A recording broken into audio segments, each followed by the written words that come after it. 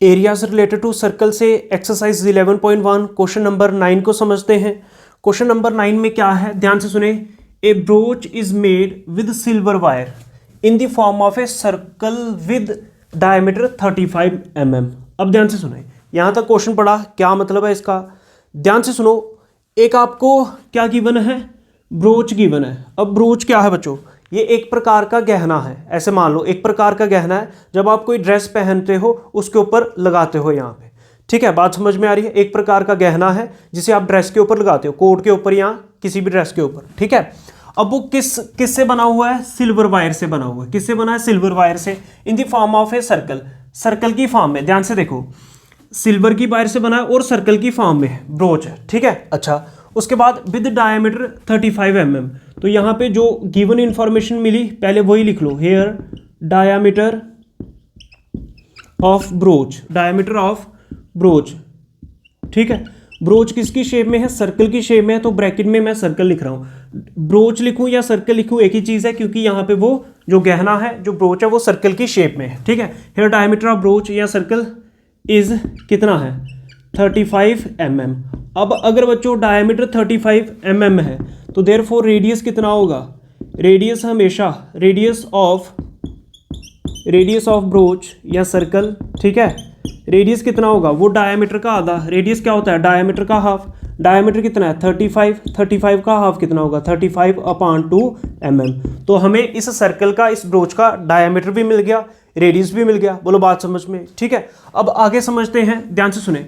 The wire is also used in making 5 diameters which divide this circle into 10 equal sectors as shown in figure 11.9। ध्यान से सुनो, आपकी book के ऊपर NCERT के ऊपर डायग्राम गिवन है, वहां से भी देख सकते हो। अब क्वेश्चन को यहां से भी समझा देंगे। क्या बोल रहा है, पहले नंबर पे तो जो सिल्वर वायर है ना बच्चों, ऐसे सर्कल की शेप में लगी हुई है, ठीक है, मतलब ऐसे सर्कल की शेप में। उसके बाद 5 डायमीटर और लगे हुए हैं। किस तरह से, 5 डायमीटर इस सर्कल के अंदर और हैं, वो इस तरह से है, जो इस सर्कल को 10 इक्वल सेक्टर्स में बांट रहे हैं। 10 इक्वल सेक्टर्स में, ध्यान से देखो, 10 इक्वल सेक्टर्स में इसको बांट रहे हैं। कौन 5 डायमीटर। बोलो बात समझ में रही।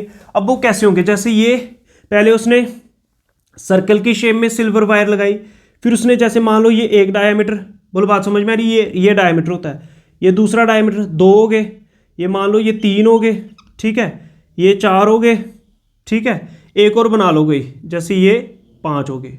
ये जो ये बनाए मैंने, ये 5 डायमीटर ऐसे हैं जो सर्कल को 10 इक्वल सेक्टर में बांट रहे हैं, जैसे 1 2 3 4 5 6 7 8 9 10। समझ रहे हो, ये 10 के 10 इक्वल सेक्टर हैं। इक्वल सेक्टर होने का क्या मतलब, यहाँ पर ये जो एंगल बन रहे हैं बच्चों, ये सभी में एंगल सेम होंगे, ठीक है। कुछ बात समझ में, ठीक है। अब आगे समझते हैं, और क्या है, फाइंड क्या करना है, find the total length of the silver wire required. अब इस ब्रोच को, इस गहने को बनाने के लिए टोटल लेंथ कितनी लगी सिल्वर वायर की।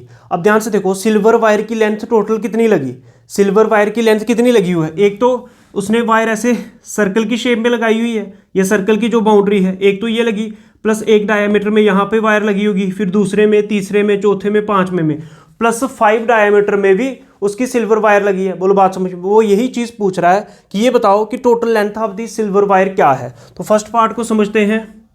फर्स्ट पार्ट में क्या है,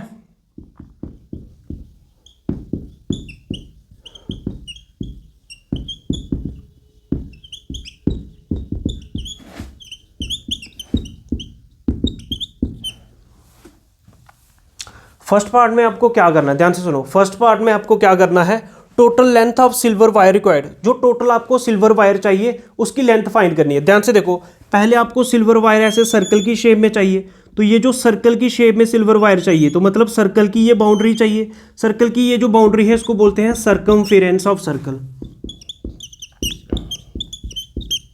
ठीक है। मतलब ये सर्कल का सर्कमफेरेंस आपको फाइंड करना पड़ेगा। जो सिल्वर वायर लगी है, सर्कमफेरेंस ऑफ सर्कल होता है 2πr, ठीक है। तो इसमें क्या लगी हुई है, तो इक्वल्स टू क्या लिखेंगे, सर्कमफेरेंस ऑफ सर्कल प्लस, ध्यान से देखो, जब मैं सर्कल का सर्कमफेरेंस फाइंड कर लूँगा, क्या टोटल लेंथ आ जाएगी सिल्वर वायर की? नहीं। क्या उसने सिर्फ यहाँ पे सिल्वर वायर लगाई है? नहीं, ये तो सर्कुलर जो बाउंड्री है सर्कल का सर्कमफेरेंस है, ये तो सिर्फ यही वायर आएगी।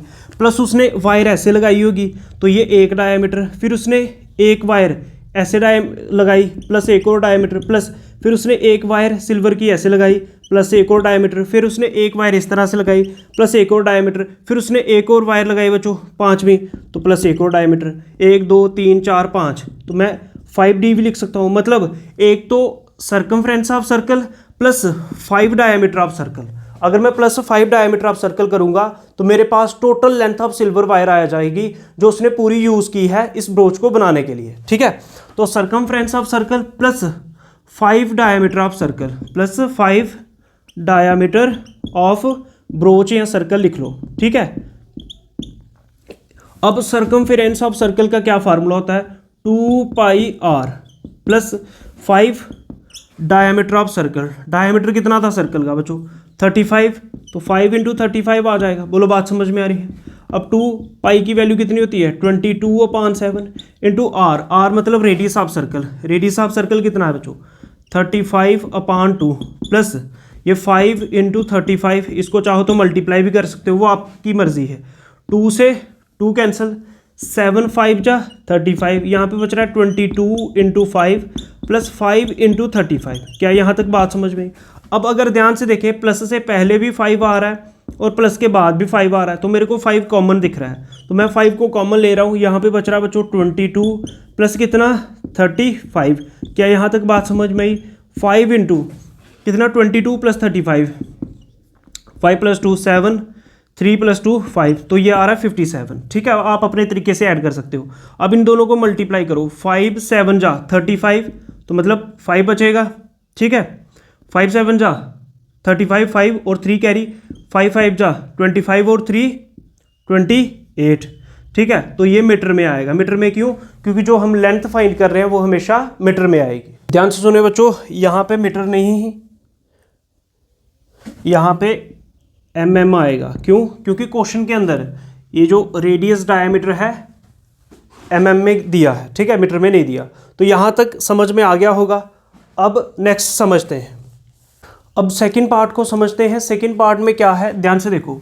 The area of the each sector of broach. Each sector of broach का एरिया क्या है? मतलब एरिया ऑफ सेक्टर निकालना है। ठीक है, उसने बोला था 10 इक्वल सेक्टर में डिवाइड कर रहे हैं ये 5 डायमीटर, तो किसी भी सेक्टर का एरिया निकाल दो। जैसे इसी सेक्टर को ले लेता हूँ, जैसे मान लो ये सेंट्रल पॉइंट जो है, इस सेंट्रल पॉइंट को O लिख रहा हूँ, अंदर जगह नहीं है, इसको मान लो A लिख लो, इसको B लिख लो, इसको P लिख लो। ठीक है, तो मेरे को अगर ये एंगल मिल जाए, ये थीटा मिल जाए, एंगल कितना है ये मिल जाए, तो मैं इसका एरिया निकाल सकता हूँ। दिख रहा होगा आपको बच्चों, कुछ इस तरह से सेक्टर दिख रहा होगा। जैसे सेंटर में O है, यहाँ पे मैंने A बनाया हुआ है, यहाँ पे B और यहाँ पे P। ठीक है, अगर ये एंगल मिल जाए, ठीक है, ये थीटा मिल जाए, तो इस सेक्टर का एरिया निकाल सकता हूँ बच्चों। ये रेडियस है, ये आर्क है, बीच में आने वाला एरिया ऑफ सेक्टर होगा। बोलो बात समझ में? लेकिन ये मैं तभी फाइंड कर सकता हूँ अगर मेरे को ये एंगल मिल जाए। मतलब सबसे पहले मेरे को थीटा फाइंड करना पड़ेगा। अब थीटा कैसे फाइंड कर सकते हैं? रेडियस तो बच्चों आपके पास है 35/2 mm। ठीक है, रेडियस तो आपने ऊपर फर्स्ट पार्ट के अंदर देख ही लिया। अब एंगल चाहिए। अब एंगल कैसे फाइंड करें? ध्यान से देखो, आपने ये कॉन्सेप्ट क्लास 9th में भी पढ़ा है। क्या? जैसे ये सर्कल है, सर्कल के सेंट्रल पॉइंट पे ये जितने भी एंगल बन रहे हैं, दिख रहे हैं? इस सर्कल के सेंट्रल पॉइंट पे जितने भी एंगल बन रहे हैं, इन सभी का सम कितना होगा? 360 डिग्री। तो क्या लिखेंगे? वी नो, क्या लिखोगे? We know that sum of all angles, we know sum of all angles of a circle at a central point O, we know sum of all angles of a circle at a central point O is 360 degree. इसका क्या मतलब हुआ? ध्यान से देखो, ये जो central point O है, इसके ऊपर बनने वाले सभी एंगल का सम कितना होगा? 360 डिग्री। ठीक है, समझ रहे हो? अब यहाँ पे कितने एंगल बन रहे हैं? 1 2 3 4 5 6 7 8 9 10। ठीक है, समझ में आ रही बात? 10 एंगल बन रहे हैं। तो मैं ऐसे भी लिख सकता हूँ sum of 10 angles of a circle ठीक है, at a central point O is का मतलब इक्वल्स टू 360 डिग्री, मतलब 10 एंगल्स का सम 360 डिग्री। अगर 10 एंगल्स का सम 360 डिग्री है तो सम ऑफ वन एंगल, मेरे को एक ही एंगल निकालना है, sum of one angles of a circle at central point O is 360 degree upon, ये 10 इसके नीचे आ जाएगा। ध्यान से देखो, ये जो 10 एंगल्स का सम 360 डिग्री है, तो वन एंगल का कितना होगा, 360 डिग्री अपान 10 कर दो, तो 0 से 0 कैंसिल, 36 डिग्री आ जाएगा। बोलो बात समझ में आ रही, 36 डिग्री आ जाएगा। मतलब ये जो एक एंगल है वो कितना है, 36 डिग्री। तो ये एक एंगल जो है वो 36 डिग्री है। बोलो ये बात समझ में। अब ध्यान से देखें, आपके पास थीटा जो है, ध्यान से देखो हेयर, अब थीटा मतलब एंगल 36 डिग्री आ चुका है और रेडियस आपके पास 35/2 mm है।